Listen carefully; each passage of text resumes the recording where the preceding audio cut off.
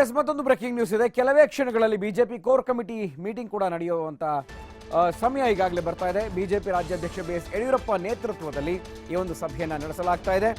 ಮಾಜಿ ಸಚಿವ ರಮೇಶ್ ಜಾರಕಿಹೊಳಿ ರಾಜೀನಾಮೆ ಬೆದರಿಕೆ ಹಿನ್ನೆಲೆ ಈ ಒಂದು ಅರ್ಜೆನ್ಸಿಯಾಗಿ ಕೋರ್ ಕಮಿಟಿ ಸಭೆಯನ್ನು ಕೂಡ ನಡೆಸೋದಕ್ಕೆ ಇದೀಗ ಯಡಿಯೂರಪ್ಪ ತೀರ್ಮಾನ ಮಾಡಿದ್ದಾರೆ. ಆ ಒಂದು ವಿಚಾರ ಕೂಡ ಈ ಒಂದು ಮೀಟಿಂಗ್ನಲ್ಲಿ ಪ್ರಸ್ತಾಪ ಆಗುವಂಥ ಸಾಧ್ಯತೆ ಇದೆ, ಚರ್ಚೆ ಆಗುವಂಥ ಸಾಧ್ಯತೆ ಇದೆ. ಆಪರೇಷನ್ ಕಮಲ ಸಕ್ಸಸ್ ಮಾಡುವಂತಹ ಬಗ್ಗೆಯೂ ಮಾತುಕತೆಯನ್ನು ನಡೆಸಲಾಗ್ತಾ ಇದೆ. ಯಾವಾಗಲೂ ಕೂಡ ಈಗಾಗಲೇ ಸುಮಾರು 7-8 ಬಾರಿ ಆಪರೇಷನ್ ಕಮಲ ಫೇಲ್ಯೂರ್ ಆಗಿದೆ. ಆದರೆ ಈ MP ಎಲೆಕ್ಷನ್ ಲೋಕಸಭಾ ಚುನಾವಣೆ ಏನು ರಿಸಲ್ಟ್ ಕರ್ನಾಟಕದಲ್ಲಿ ಈಗಾಗಲೇ 2 ಹಂತದ ಚುನಾವಣೆ ನಡೆದು ಹೋಗಿದೆ. ರಿಸಲ್ಟ್ ಬರುವ ಹೊತ್ತಿಗೆ ಎಲ್ಲವೂ ಕೂಡ ಸನ್ನದ್ಧವಾಗಿದ್ದರೆ ನಾವು ಸರ್ಕಾರವನ್ನು ರಚನೆ ಮಾಡ್ಬೋದು. ಆ ನಿಟ್ಟಿನಲ್ಲಿ ಪ್ಲಾನ್ ಮಾಡ್ತಾ ಇದ್ದಾರೆ. ಆಪರೇಷನ್ ಕಮಲ ಸಕ್ಸಸ್ ಮಾಡುವಂಥ ಕುರಿತು ಈ ಒಂದು ಕೋರ್ ಕಮಿಟಿಯಲ್ಲಿ ಸಭೆಯಲ್ಲಿ ನಿರ್ಧಾರವನ್ನು ಚರ್ಚೆಯನ್ನು ತೆಗೆದುಕೊಳ್ಳುವಂಥ ಸಾಧ್ಯತೆ ಇದೆ ಅನ್ನುವಂಥದ್ದು ಈಗ ಗೋಚರ ಆಗ್ತಾ ಇದೆ. ಎಸ್, ಈ ಬಗ್ಗೆ ಹೆಚ್ಚಿನ ಮಾಹಿತಿಯನ್ನು ನಮ್ಮ ಪ್ರತಿನಿಧಿ ಪವನ್ ದೂರವಾಣಿ ಸಂಪರ್ಕದಲ್ಲಿ ಕೊಡ್ತಾರೆ. ಪವನ್, ಆಪರೇಷನ್ ಕಮಲ ಈಗಾಗಲೇ 7-8 ಬಾರಿ ವಿಫಲ ಆಗಿರೋದ್ರಿಂದ ಎಲೆಕ್ಷನ್ನ ರಿಸಲ್ಟ್ನ ನೋಡಿಕೊಂಡು ಈ ಒಂದು ಕೋರ್ ಕಮಿಟಿ ಸಭೆಯಲ್ಲಿ ಚರ್ಚೆ ಮಾಡುವಂಥ ಸಾಧ್ಯತೆ ಇದೆಯಾ? ಯಾಕೆಂದರೆ ಪ್ರತಿ ಬಾರಿಯೂ ಕೂಡ ಎಲ್ಲೋ ಒಂದೊಂದು ಲೂಪ್ ಹೋಲ್ ಆಗ್ತಾನೆ ಇದೆ ಬಿಜೆಪಿಯಲ್ಲಿ ಯಡಿಯೂರಪ್ಪ ಕಡೆಯಿಂದ. ಹಾಗಾಗಿ ಈ ಬಾರಿ ರಮೇಶ್ ಜಾರಕಿಹೊಳಿ ರಾಜೀನಾಮೆ ಕೊಡ್ತೀನಿ ಅನ್ನುವಂತಹ ಒಂದು ಮಾತು ಸಾಕಷ್ಟು ಇವ್ರಿಗೆ ಎನರ್ಜಿ ಕೊಟ್ಟಿದೆಯಾ ಅಂತ?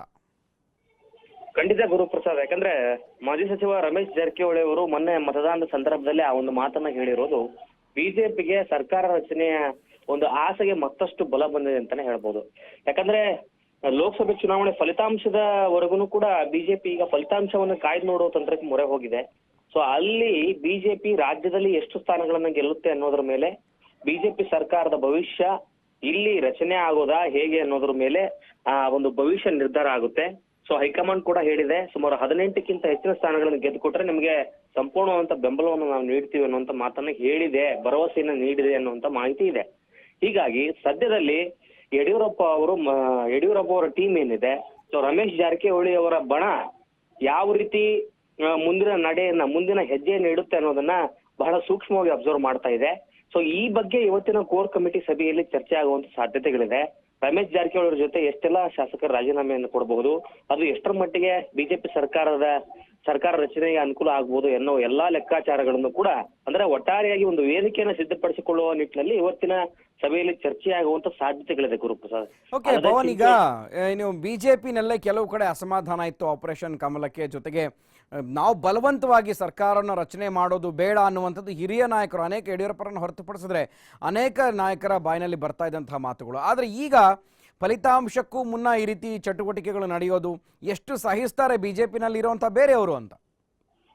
ಗುರುಪ್ರಸಾದ್, ಲೋಕಸಭೆ ಚುನಾವಣೆಗಿಂತ ಮುಂಚೆ ಅಂದ್ರೆ ಲೋಕಸಭೆ ಚುನಾವಣೆಗೆ ಇನ್ನೊಂದು 2 ತಿಂಗಳು ಇರುವಂತ ಸಂದರ್ಭದಲ್ಲಿ ಸರ್ಕಾರ ಅಸ್ಥಿರಗೊಳಿಸುವ ಪ್ರಯತ್ನಕ್ಕೆ ಬಿಜೆಪಿ ನಾಯಕರು ಕೈ ಹಾಕಿದಂತ ಸಂದರ್ಭದಲ್ಲಿ RSS ನ ಕೆಲವು ನಾಯಕರು ಮತ್ತೆ ಬಿಜೆಪಿಯಲ್ಲಿ ಇರುವಂತ ಕೆಲವೊಂದಿಷ್ಟು ನಾಯಕರು ವಿರೋಧ ವ್ಯಕ್ತಪಡಿಸಿದ್ರು. ಅಂದ್ರೆ ಲೋಕಸಭೆ ಚುನಾವಣೆಗೆ ಗಮನ ಕೊಡೋಣ, ಹೈಕಮಾಂಡ್ ಕೊಟ್ಟಿರೋ ಗುರಿಯನ್ನ ಮುಟ್ಟೋಣ, ಅದನ್ನ ಹೊರತುಪಡಿಸಿ ಆಪರೇಷನ್ ಕಮಲದ ಮೂಲಕ ಸರ್ಕಾರವನ್ನ ಅಸ್ಥಿರಗೊಳಿಸುವ ಪ್ರಯತ್ನ ಮಾಡಿದ್ರೆ ಇಡೀ ದೇಶಕ್ಕೆ ಬೇರೆಯಾದಂತ ಸಂದೇಶ ಹೋಗುತ್ತೆ ಅನ್ನುವಂಥದ್ದು ರಾಷ್ಟ್ರೀಯ ನಾಯಕರ ವಾದ ಆಗಿತ್ತು, ರಾಜ್ಯದ ಕೆಲವೊಂದಿಷ್ಟು RSS ನಾಯಕರ ವಾದ ಆಗಿತ್ತು. ಆದ್ರೆ ಈಗ ಮತದಾನ ಮುಗಿದಿದೆ ಗುರುಪ್ರಸಾದ್, ಫಲಿತಾಂಶಕ್ಕೋಸ್ಕರ ಎದುರು ನೋಡ್ತಾ ಇದ್ದಾರೆ. ಅಲ್ಲಿ ಫಲಿತಾಂಶವನ್ನ ನೋಡಿಕೊಂಡು ಯಡಿಯೂರಪ್ಪ ಎಷ್ಟು ಸೀಟ್ಗಳನ್ನ ಗೆದ್ದು ಕೊಡ್ತಾರೆ ಅನ್ನೋದ್ರ ಮೇಲೆ ಹೈಕಮಾಂಡ್ ಯಡಿಯೂರಪ್ಪನವರ ಆಸೆಗೆ ಸಪೋರ್ಟ್ ಮಾಡುವಂತ ಸಾಧ್ಯತೆಗಳಿದೆ. ಈ ಎಲ್ಲಾ ಲೆಕ್ಕಾಚಾರಗಳು ಬಿಜೆಪಿಯ ಆಂತರಿಕ ವಲಯದಲ್ಲಿ ನಡೆದಿದೆ. ಆದ್ರೆ ಆಪರೇಷನ್ ಕಮಲದ ಬಗ್ಗೆ ಕೆಲವೊಂದಿಷ್ಟು RSS ನಾಯಕರಿಗೆ ಬೇಸರ ಇರೋದು ನಿಜ. ಯಾಕಂದ್ರೆ ಆಪರೇಷನ್ ಕಮಲ ಮಾಡೋದು ಬೇಡ ಅನ್ನುವಂತ ಅಭಿಪ್ರಾಯವನ್ನು ಅವ್ರು ಹಿಂದೆನೆ ವ್ಯಕ್ತಪಡಿಸಿದ್ರು. ನೋಡ್ಬೇಕು ಈಗ ಯಾವ ರೀತಿ ಬೆಳವಣಿಗೆಗಳಾಗುತ್ತೆ ಅನ್ನುವಂಥದ್ದು. ಓಕೆ, ಥ್ಯಾಂಕ್ ಯು ಪವನ್ ಮಾಹಿತಿಗೆ.